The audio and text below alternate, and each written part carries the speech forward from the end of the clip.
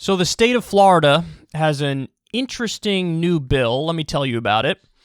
The Florida House and Senate voted this week to pass legislation that would prohibit social media companies from banning politicians.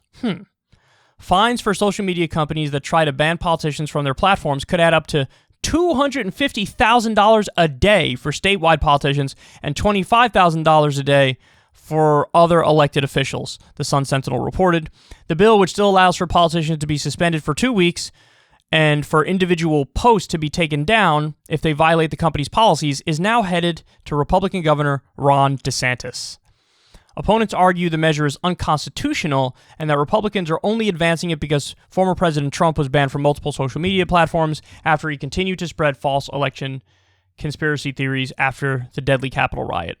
Okay, so allowing 2-week suspensions is basically Florida's way of saying, yeah, if somebody violates the terms of service and violates those rules, you are allowed to do a punishment. You just can't ban them. You just can't kick them off the entire time. And in regards to whether or not it's about President Trump, yeah, who are we kidding? It's about President Trump, and it's also about this idea that many on the right have that they are victims of being targeted by Silicon Valley, and there's this deplatforming and censorship that they think only cuts against the right. It's factually wrong that it only cuts against the right, but they think that it only cuts against the right. So it's really an attempt to say you're not allowed to ban Trump from Twitter, and it's an attempt to say we want to try to protect free speech more on social media. The reason this is supremely ironic, we just covered a story.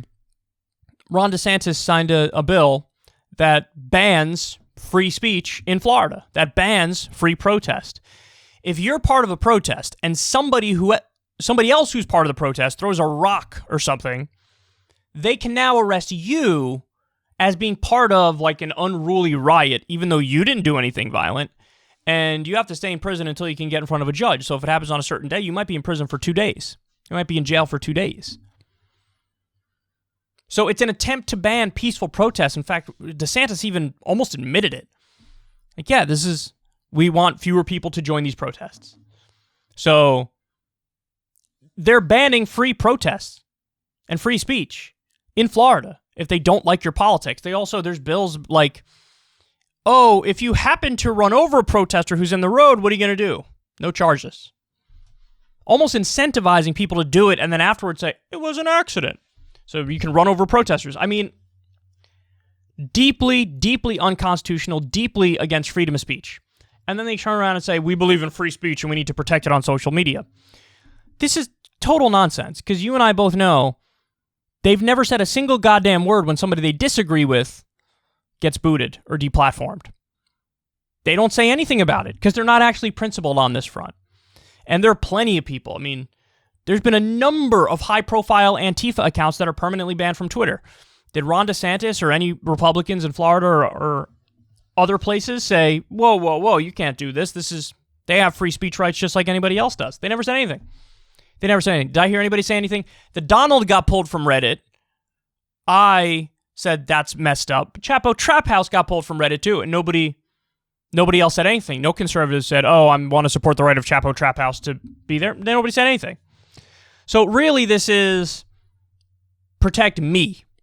Protect me, protect Republicans, and I mean, they don't have in mind anybody on the left in crafting this. In fact, they specifically have in mind President Trump. But the thing is, and this is why it's extra pathetic, the way that the bill is crafted, it's not to actually protect free speech on social media. It's just for politicians. So in other words, the rules can apply to the peasants, and they could get perma-banned, but politicians, they can't. So it's carving out a special class of free speech for just the politicians, which is not nearly far enough. If I was crafting this bill, I would try to make it so that Twitter or other social media companies need to act like a public utility.